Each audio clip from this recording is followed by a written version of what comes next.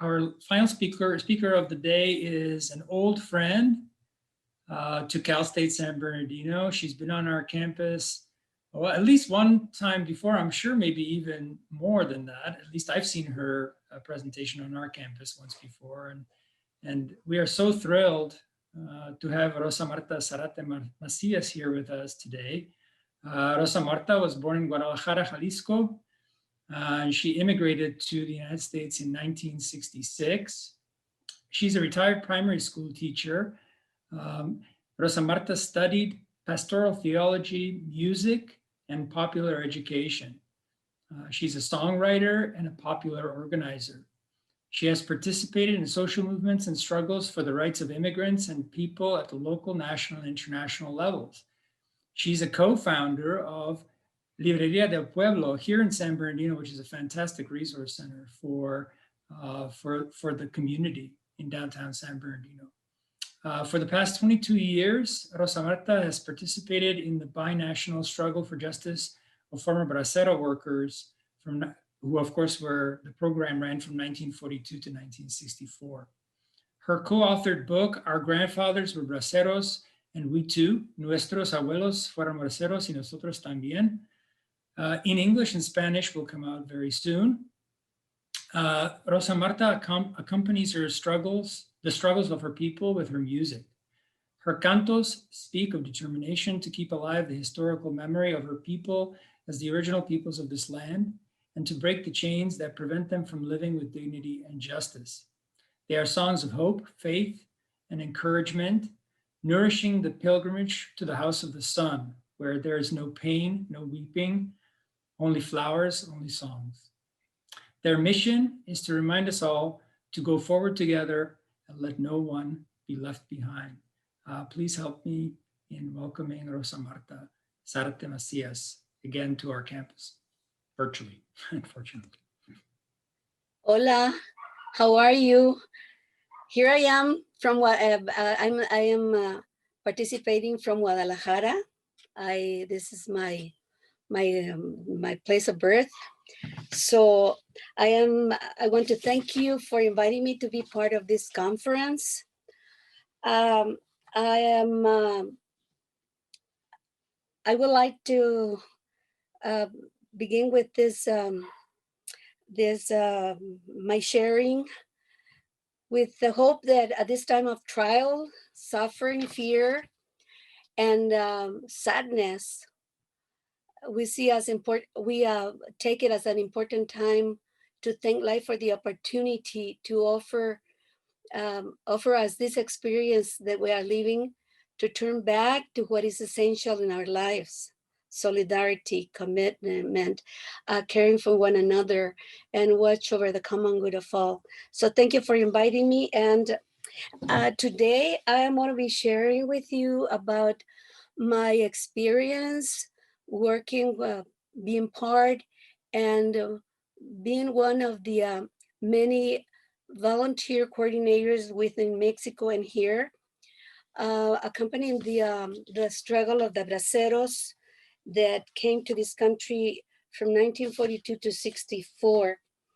I'm going to focus my participation in mainly 5 points.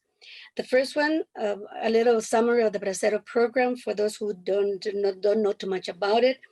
The second one is the binational struggle of the Braceros, the actual reality that the Braceros are facing. The fight continues. We are not ready to give up. What is next? And then I'll have 2 or 3 songs, depending on the time, to continue singing along the journey.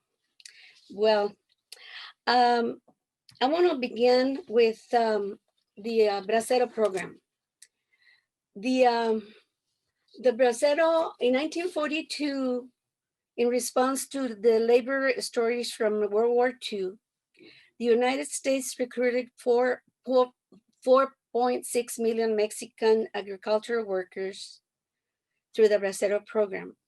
These workers, many of them indigenous peoples, endure human rights violations, including unpaid slave-like labor, intentional exposure to toxic pesticides, substandard housing, and water scarcity.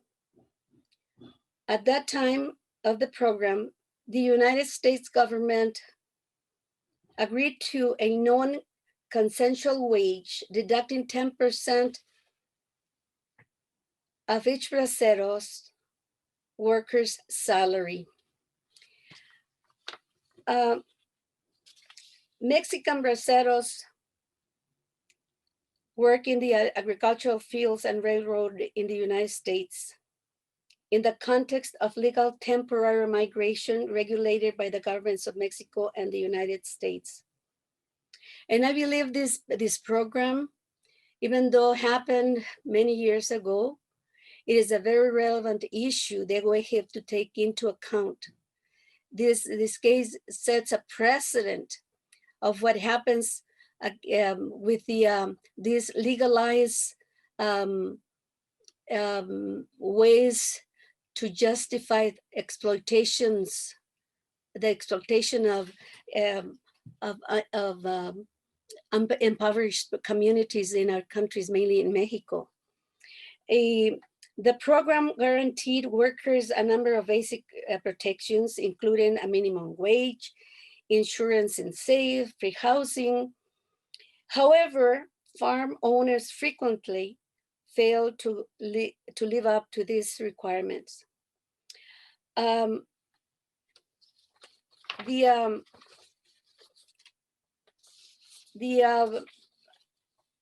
Years after the program ended, many braceros are still fighting to receive the money that they have deducted from their salaries and allegedly put into saving accounts. The money was transferred from Wells Fargo Bank to Mexican National Bank. Each bracero, at the completion of their contract and returning to their hometown, they were to claim their saving fund. But almost all of them failed to get that money because of they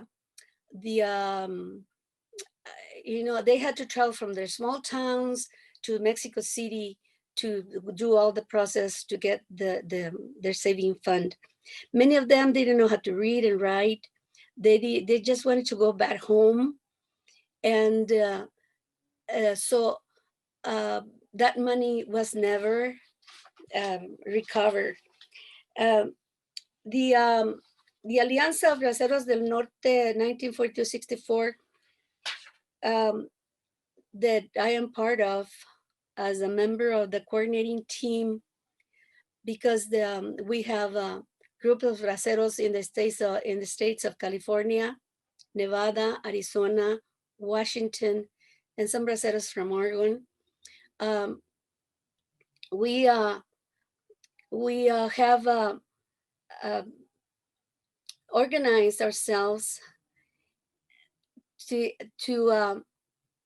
do justice to the braceros residing in the United States.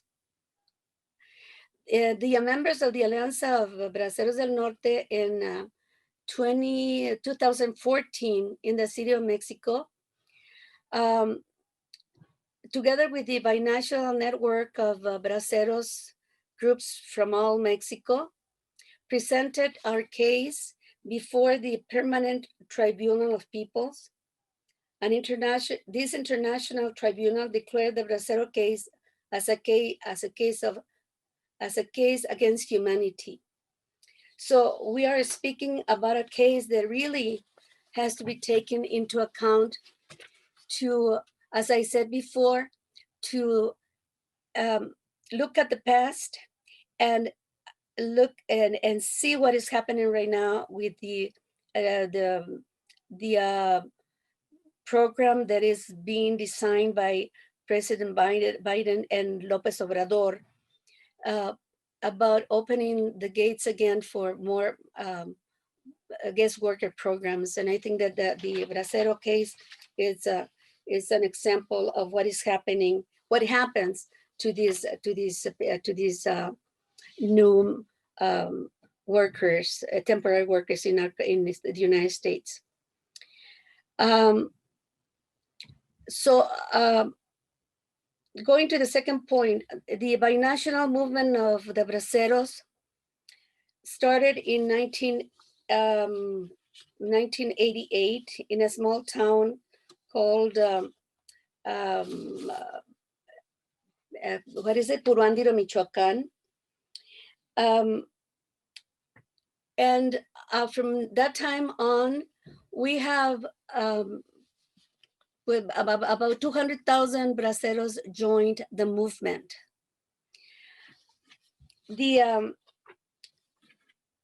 Starting in 1908, these immigrants known as ex-Braceros launched a social movement demanding the return of the saving fund of which they were robbed and seeking redress for their participation in the Bracero program. Thousands of older adults in both countries have drawn up their own recall and images of times gone by to build potential strength to their present struggle. In other words, the recalling of their migration experiences, principally of abuse, discrimination, and pillage below the social pillage, allowed the social movement's current members to make public use of the past, thus providing support for their demands. This is a quotation from Abel Astorga Morales. The survivors of this history have named their experience as the Holocausto Bracero, the Bracero Holocaust. Regardless of whether this way of naming or baptizing their experience, if this is not considered appropriate, for them, it is a way to emphasize the horror, the dehumanizing reality most of them experienced. I would like to ask our friends to see if we can see the video of Enrique Diaz Garcia, a member of the Braceros in Guadalajara, who was his nickname was the Grave Digger. He tells how he was hired by the soldiers. And let's listen to them. It is in Spanish, but I will share with you what is he saying. Go ahead. Dígame cómo se llama. Enrique Diaz García. Platíquemelo, don Enrique, que ¿dónde es que usted trabajó cuando se fue a Empalme? Estuve trabajando allí en el Camposanto de Empalme, Sonora. ¿Quién lo contrató? Allí lo estaba respaldando el ayuntamiento. Y de allí, pues, sepultando allí los que llegaban muertos allí. Unos en caja, otros sin caja y todo eso, a la hora que llegaban. ¿Y de qué moría esa gente? Pues de hambre más bien, o de comidas que comía como cáscara de sandía, de melón, de plátano, de todo eso. ¿Y de qué más se morían? Además de hambre. Pues de frío. De frío también. Me dice que también se morían de golpes o de piquetes. Se morían de golpes o los robaban o los golpeaban por robarlo. ¿Cómo cuántas personas llegaban a enterrar ustedes? Pues allí había veces que llegaba un presupuesto más o menos de 8 días. ¿Diarios? Diarios. De los mismos de allí, de los mismos compañeros braceros. ¿Y que no los enviaban a sus familiares? O? Pues no, era muy difícil porque muchos no traían ni documentos ni nada. Era muy difícil saber de quiénes eran y todo. Así que todo eso en el panteón se iban a la fosa común. Y yo nada. Y no les... el gobierno, ¿qué hacía con toda esa gente? ¿El gobierno qué hacía con toda esa gente? Pues lidiar ahí con ellos, que no había más. No, de aguantarlos allí. Vigilancia si había policía, había todo eso. Pero era insuficiente, porque era muchísima gente la que ve allí. Pero nomás los cuidaban, pero no les proveían alimento No, ni no, nada. nada de alimento. Ahí hasta el ejército estaba ahí. Cuando ya lo iban a uno contratar, fórmate allá, lo cambiaban de una línea a otra. Estaba formado aquí, me cambiaban a aquella. Y ahí uno avanzando. Pero el ejército es el que hacía todo el movimiento. Ahí en Empalme. ¿Cómo cuántos días esperaba la gente ahí más o menos para cruzar? No, pues mucho tiempo. Yo duré 3 meses en caso de contratarme. Y que mañana, que pasado, que esto. Porque ahí ellos tenían las listas. Entonces están llamándolos por su nombre a cada quien. Oyeron su nombre, se presentaba uno allí. Y ya el ejército, vete allá, queda fila. O vete aquí, así lo traen. Y ya entrando a la fila, ya entra uno para adentro, a la revisión allá adentro. En la revisión lo agarraban a uno, lo operaban a uno, todo le examinaban a uno. Era una cosa muy... Ahí no lo polveaban a uno, nada de eso. Pero ya llegaba uno al centro de California, allá sí lo encuadraban a uno, lo polveaban a uno, le echaban aceite, o sea, todo eso le ponían a uno en el cuerpo de uno. Y ya después de eso, ya el baño, un baño, en el centro de California. ¿Usted cómo se llama y de dónde es? Yo soy de Tepehuanes, Durango, estado de Durango. Tepehuanes, Durango. ¿Y su nombre? Enrique Diaz Garcia. Don Enrique, ¿y ahorita dónde vive? Ahora vivo aquí, estoy desde el 54 viviendo aquí en Guadalajara. ¿Y ya le dieron sus 38,000 pesos? A mí ya me dieron los 38. ¿Y qué hizo con este dinero? Pues, me quebré la cadera derecha y ahí me sirvió. Ahí me sirvió. Bueno, pues usted le daría un mensaje a la gente, a sus compañeros. ¿Qué mensaje le daría a sus compañeros? Pues que no hay que desmayar, que hay que seguir adelante, porque no tenemos derecho por qué dejarle ese dinero al gobierno. Si ese dinero lo quitó el gobierno de cuando estábamos trabajando, que el 10%, que el seguro, el séptimo día nunca nos pagó, nunca nos dio nada de eso. ¿Ah, no? Yo les recomiendo eso, que hay que hacer la lucha de todo eso. Muchas gracias, ¿eh?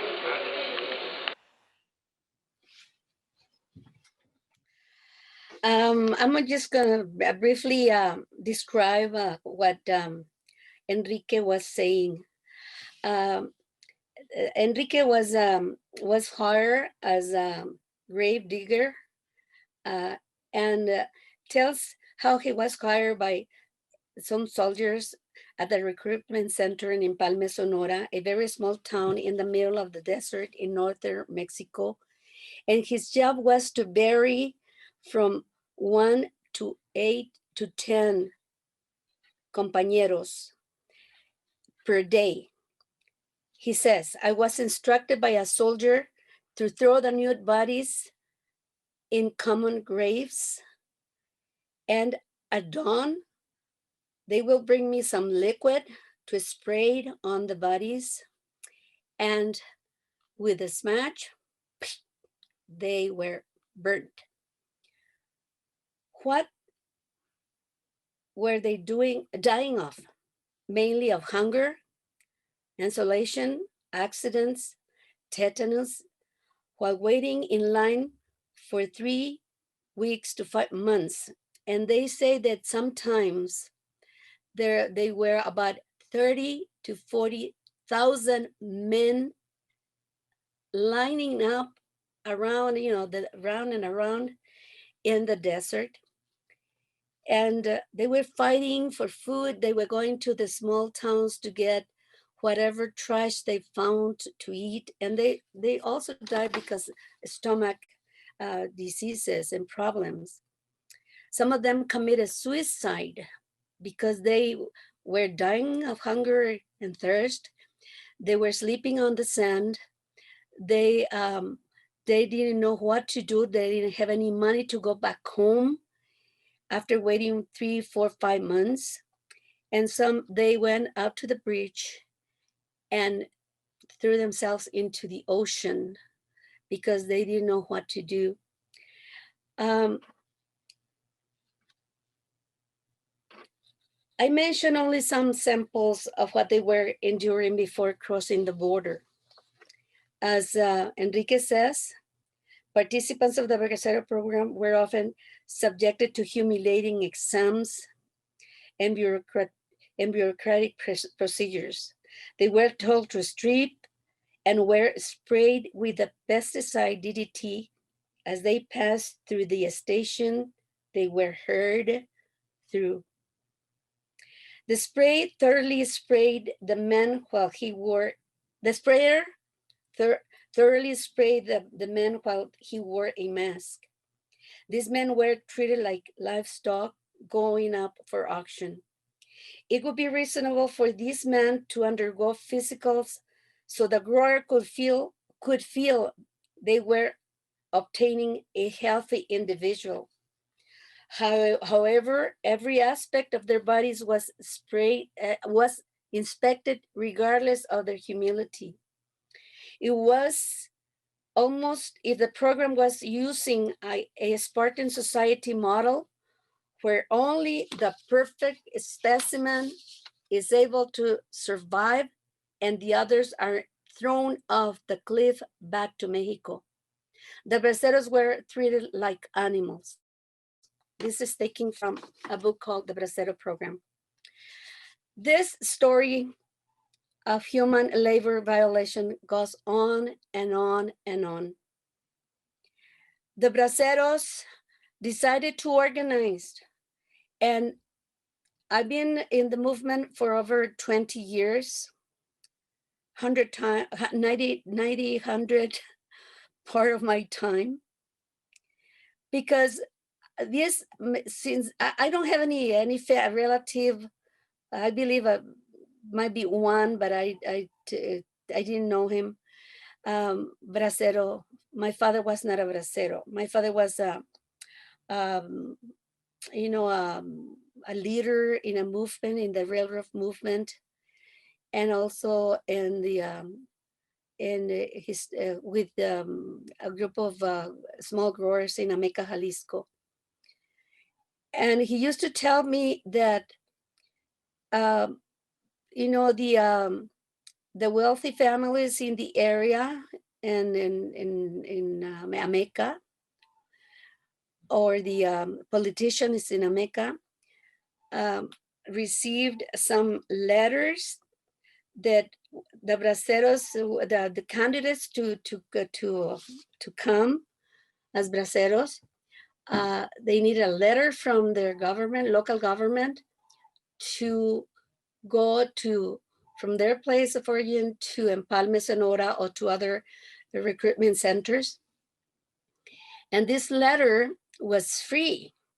And my father used to tell me that there were some friends of him that got some letters, and they were charging 1,000 pesos in 1942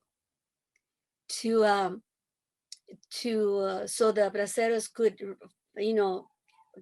go to the contracting center. But there were many people who didn't have the money. Most of them didn't have the money.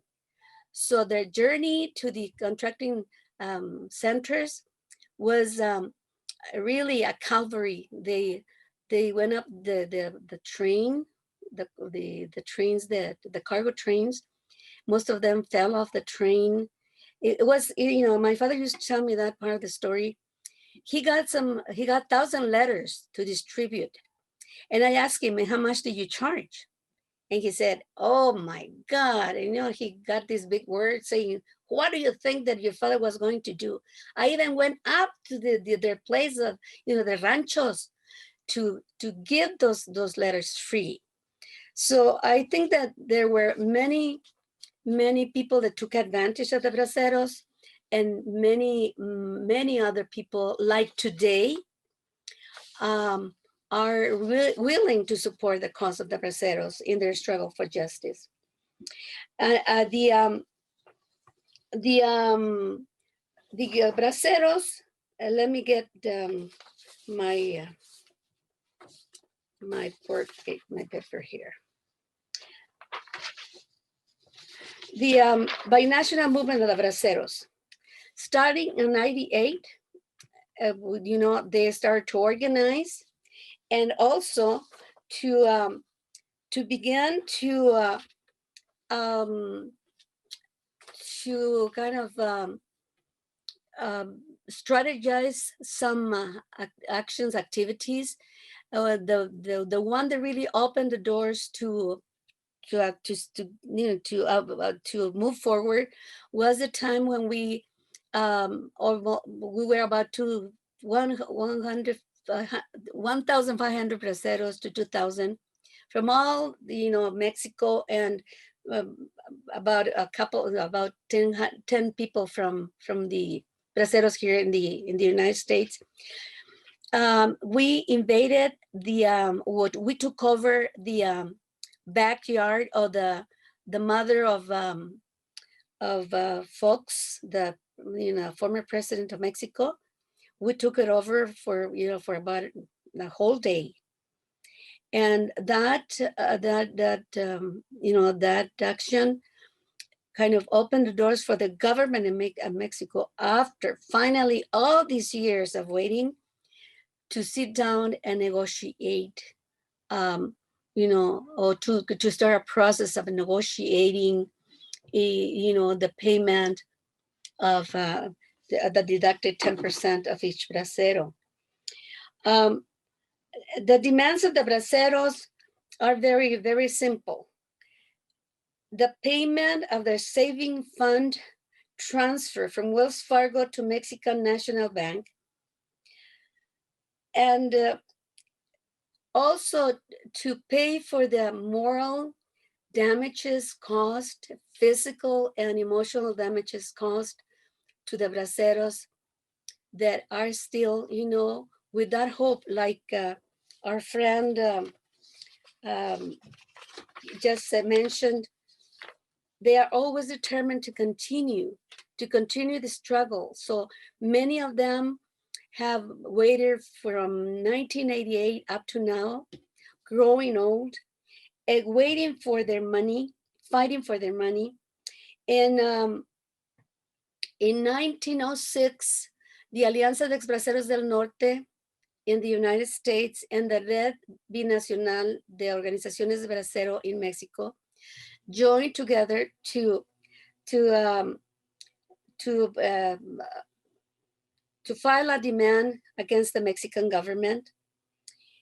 And it was up to 2016 that a federal judge in Mexico, ruled again in favor of the braceros. So, let's see, the amount that the braceros, the amount of the debt to the braceros is very well,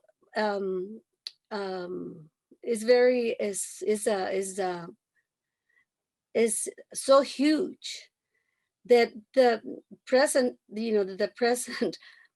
President López Obrador has promised that he's going to resolve this problem, but it's such an amount that is, that is impossible to pay. It is about 5,090,231 million pesos. And this amount is so big that if the braceros were to be paid, they will receive about an amount of about $96,000 or $96,000 each. But the Mexican government, when we after we were dialoguing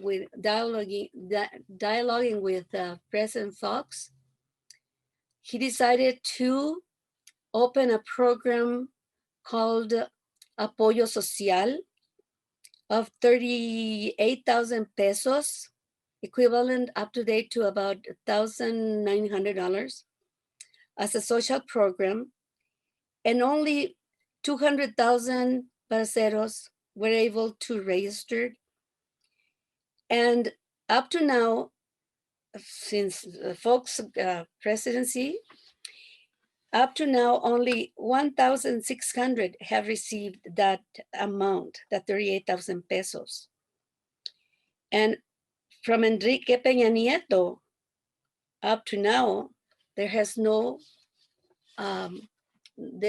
budget in the government to pay, the rest of the 200,000 braceros who registered. In the case of the United States, we organized a march from Los Angeles down to Coachella, and we marched all in this through the southern part of the United States, went all the way down to Laredo, Texas, went up to Chicago, to New York, and to Washington, D.C., looking for support of the organizations, sharing our story.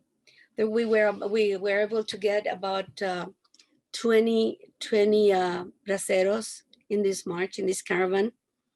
And an alternative caravan came from Mexico, Morelia, Guadalajara, Aguascalientes, Zacatecas, Nuevo Laredo, Mexico, joined us there. And so braceros from Mexico and the United States got to New York, and we were able to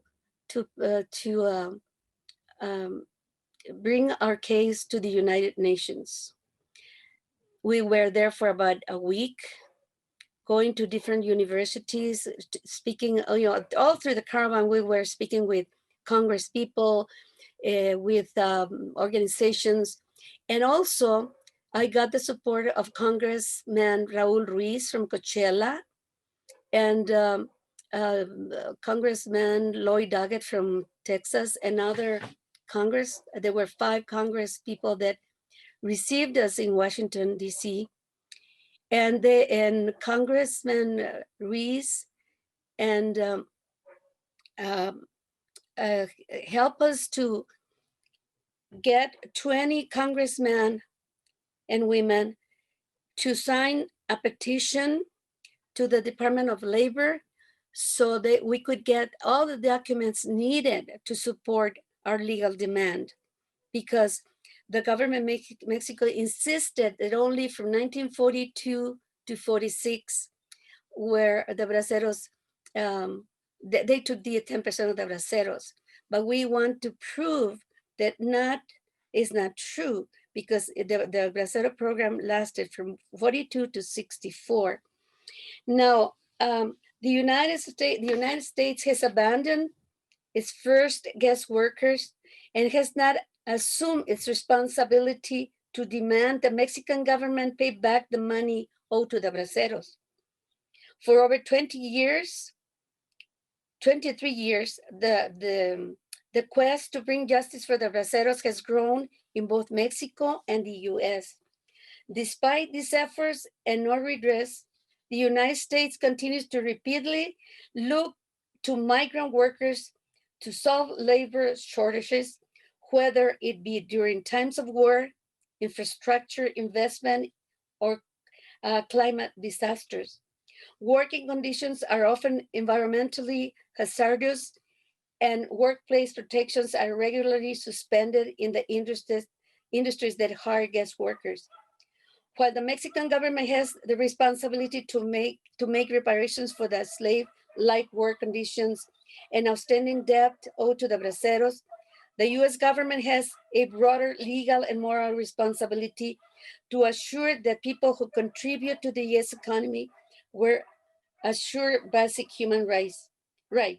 Today's immigrant guest worker policies and programs function with the same interest and structure of exploitation, and enact may of the same abuses, and enact many of the same abuses as they did when the United States began the Bracero program. To deny workers that lawfully earn wages is illegal, and it is the responsibility of both governments, particularly the government that when that government participated in the wage withholding to make these workers to make these workers whole. In 1916, the second district judge Sanchez Cordero from Mexico ruled in favor of the Braceros. This historical debt sums, as I said, as a 5,090,000 million pesos, etc. The historical debt must be paid in both nations, have to assure that justice be done to the Braceros, but we must not stop there. We as citizens must assume our commitment to stop any modern day slavery disguised as temporary worker programs. The fight continues. It is important to analyze various stages of the immigration process.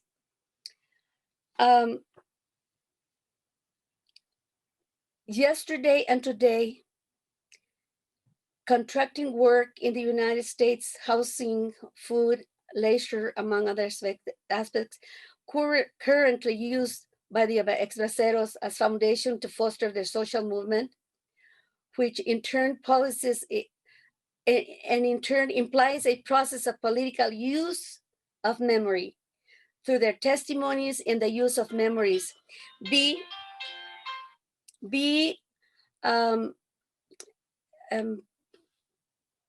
ex-braceros workers take their place as through their testimonies and use of memories. The ex-migrant braceros workers take their place as protagonists of history and the learning process and offer their story to all.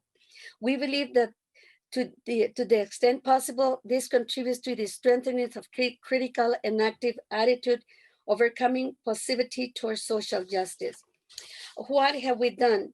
Right now, I have kind of bringing together a group of young people that to see how we can support the struggle of braceros. Right now, the warriors standing on the front line are very old, from 70 to 100 years old. They need support. And the project, Our Abuelo Fue Bracero, mi abuelo fue bracero y yo también, Our Grandfather Was a Bracero, and I too, is a project that is intends to bring more people to join the struggle. The braceros cannot march anymore. The braceros are dying day by day. The objective of this project are four, mainly to support and continue the legal defense of the braceros and their families, to bring back, rescue, and promote and disseminate the historical memory of the braceros in universities, schools, organizations, etc.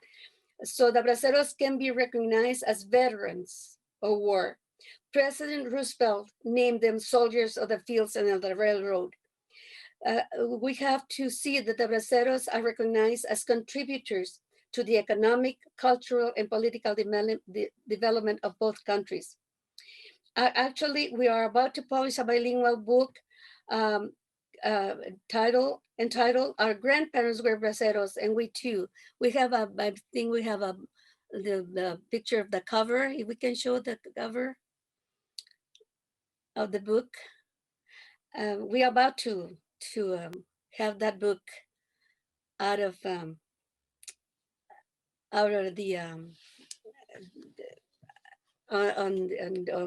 for sale. Myself and Abel Astorga Morales, as co-authors of this book, and with the support of Madre del Ríos, a professional translator. We also include the members of the Alianza de Braceros del Norte who participated in sharing their stories as sole beneficiaries of the profit of this book, and also to support the legal demand against the Mexican and US government. We are about to put together with some attorneys from Los Angeles, members of the Abogados del Pueblo. We have, we are putting together, looking for the support from Congresswoman Eloise Reyes from Colton, California, to see that to see if it is possible to demand, to place a demand against the U.S. and Mexican governments for violating the rights of the Braceros and getting their payment back. And the third goal of the Mi Abuelo Fue Bracero project is to open a grant for a popular education project for the development, education, and training of future agents of social change. The members of Mi Abuelo Fue Bracero have started the identification of vulnerable communities among the campesinos and barrios in the San Bernardino, Riverside, and Imperial counties for them to support these communities to organize their social project aimed at self-sufficiency, self-determination, and self-governance. And the last goal is to find the needed funding to support the Braceros in their struggle. I will end up my sharing with this small remarks. The history of the Braceros is a precedent that shows one of the most violative mechanism of migration caused by those who profit from the workforce of most impoverished sectors, in this case in Mexico. But that as time goes on, it happens throughout the Latin American continent.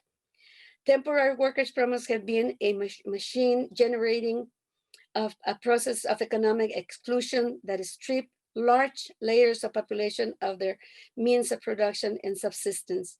The Bracero case is undoubtedly a paradigmatic case that demonstrates the slavery and servitude to which those who are excluded from integral development in the dominant society. The footprints of our pilgrimage have not been erased. We continue the fight, planting new footprints like seeds that are born in the new generations of men and women as guides, warriors, and counters in charge to ensure that we all go together and no one stays left behind. It stays behind in our journey to the house of the sun, the house of songs and flowers, where there are no cry, no pain, only songs, only flowers. Gracias. And with this, I will share with you, I don't know how much time I have, but I'm gonna share a song that was born from a time that I was sharing with the Braceros. And it's called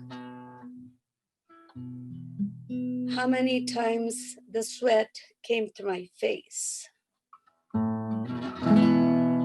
Cuántas veces mi sudor mojó todo el algodón que yo piscaba. Cuántas veces el dolor y partido el corazón yo me encontraba. Cuántas veces yo lloré cada vez que recordé todo aquello que dejé. La ilusión me dio el valor de aguantar tanto dolor, hambre y discriminación. Fui bracero, sí señor, se los digo con honor, Hoy les muestro mi cartilla. Hoy, anciano, como estoy, vengo a darles mi canción, testimonio de valor, porque supe trabajar y porque supe luchar. Nadie me puede callar, en mi canto gritaré, aunque anciano lucharé por mis derechos. Yo fui Bracero, ahora denuncio aquel engaño. Las dos naciones se enriquecieron con mi trabajo. Mi silencio se acabó, la paciencia se agotó. Estoy dispuesto a luchar hasta el final de esta lucha desigual, defender nuestra heredad.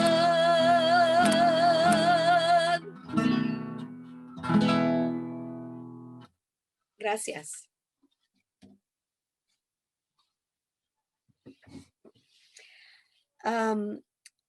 Gracias. I don't know if you have any questions or comments or what. Thank you. Yes, thank you so much, Rosa Marta. Of course, we have questions. Let me go to the questions. This is from Hector Lerma. He says, Dear Rosa Marta, since we last talked, you informed me of how the Bracero were struggling to be represented. Would it be possible to get the US government, and I think you answered this partially, but maybe you can talk more, possible to get the US government involved in getting funds from Mexico? I don't know. We have approached the US government. I've been gone to the embassy of the United States in Mexico. We've been in the, as I said, in Washington. We have written we wrote letters to the former presidents. And when we went when Congress and the other Congress people sent a letter to the Department of Labor for support and all that, basically the response was like the Mexican government response. We don't have the money to do the research. We don't have the staff. Mainly was their answer. So the United States is like ignored, doesn't care. It's like, what can they do against us? But we're getting ready for a lawsuit against the United States.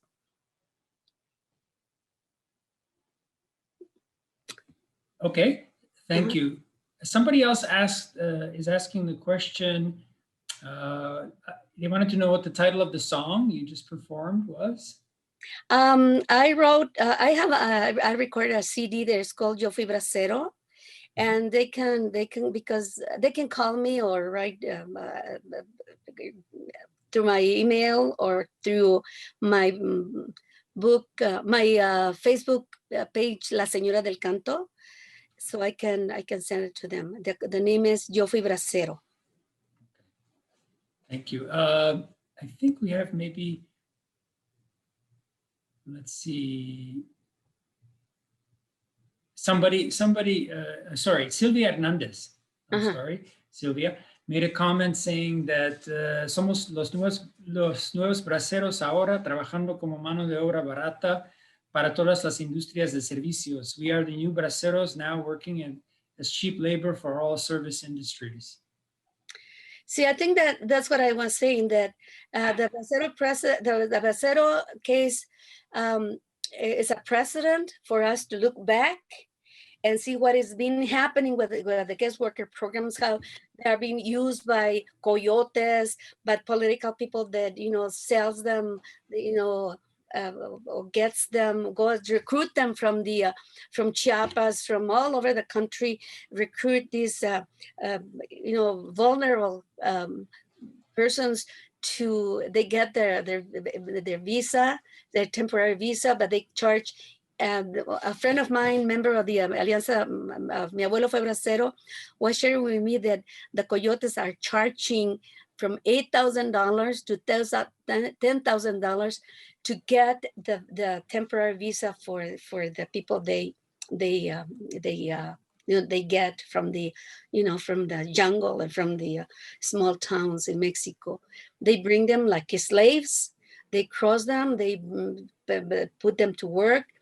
I don't know if you have seen some people selling flowers on the streets or fruits on the streets. It's a chain. It's a chain of people that are temporary workers, and they're working for the person who got their visa to pay them back that money. So it's really bad. It's really sad. So now that Biden and Lopez Obrador are speaking of a new Bracero program, my ears went like in fire, because how can this man talk about a Bracero program now? It's a nonsense. It's a crime. And so we have to open our eyes to what is happening to the guest worker programs. Okay.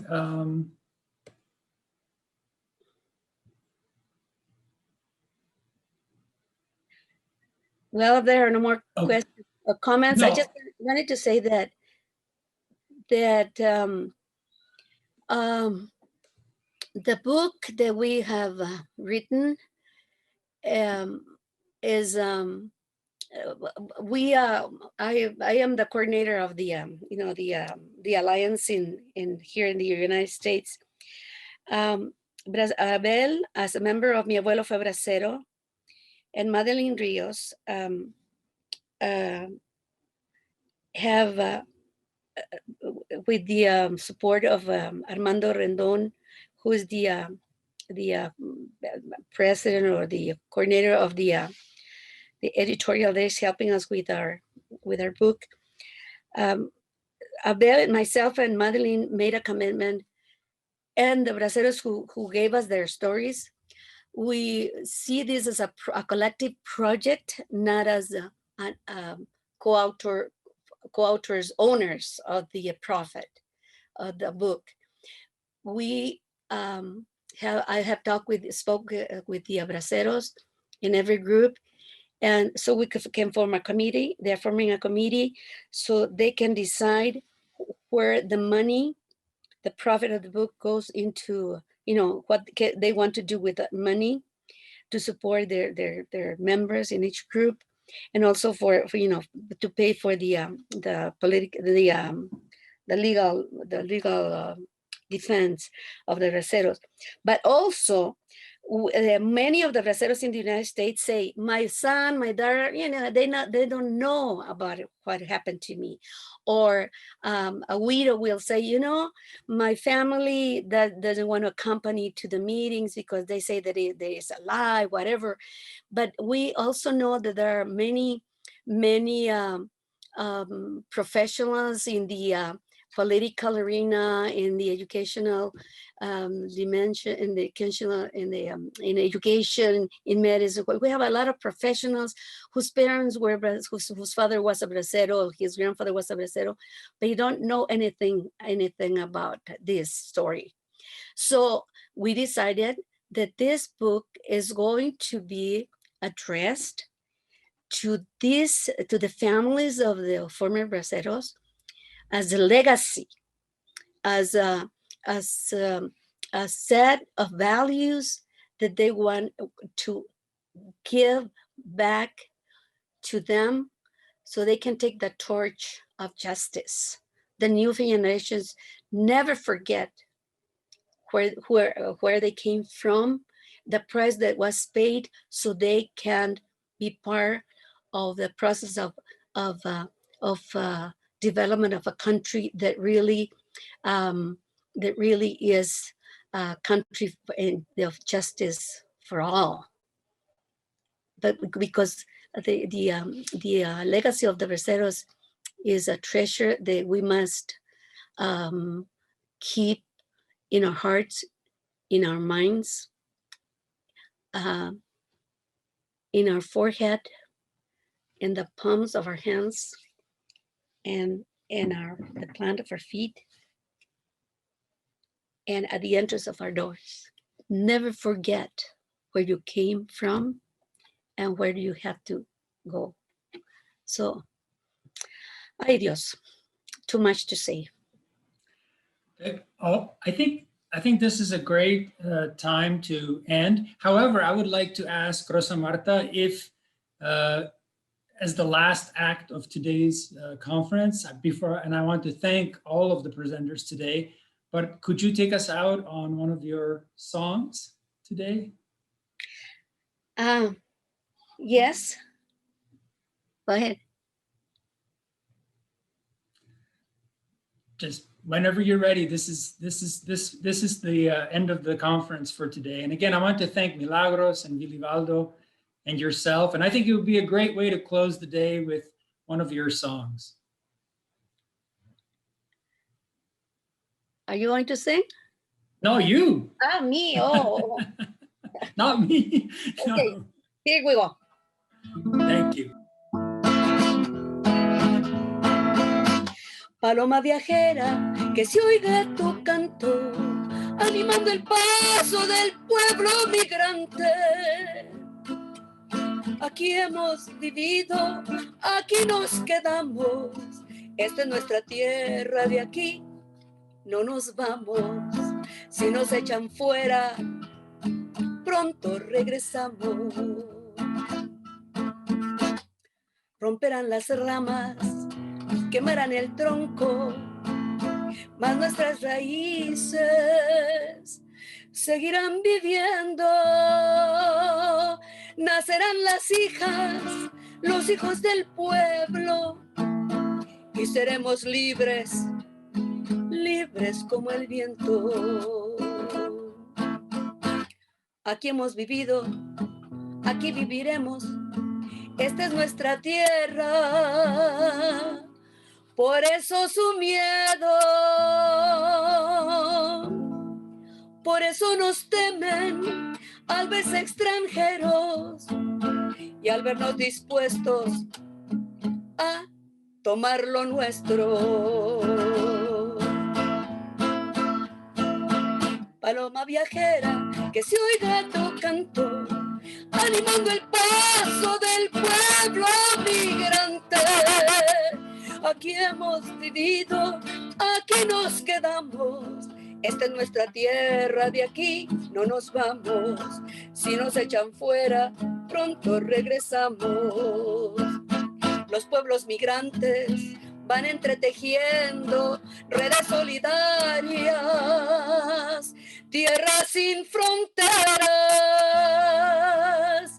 profetas del cambio que van anunciando pueblos que se hermanan, mundo más humano. Canta palomita, que el pueblo migrante va a cruzar fronteras. Somos muy listos, sabrá cómo hacerle. Le asiste el derecho a una vida justa y no habrá en la tierra nadie que lo impida. Paloma viajera, que se oiga tu canto, animando el paso del pueblo migrante. Aquí hemos vivido, aquí nos quedamos. Esta es nuestra tierra, de aquí no nos vamos. Si nos echan fuera, pronto regresamos.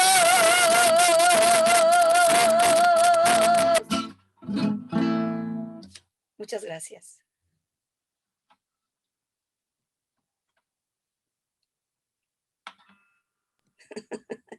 Well, on that note, I just wanted to thank again everybody, and with this we are ending the day. Thank you all very, very much. We really Thank you very much. We really appreciate you. Thank you. Gracias. Take care, everybody. Bye-bye. Bye-bye.